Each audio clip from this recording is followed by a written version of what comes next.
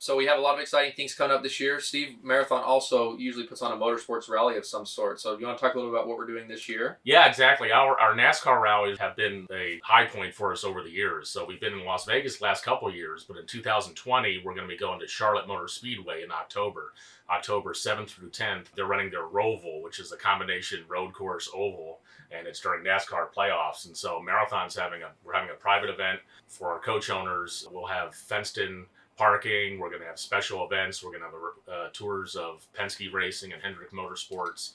We're going to have driver appearances and other special surprises and behind the scenes events. So it's going to be a lot of fun.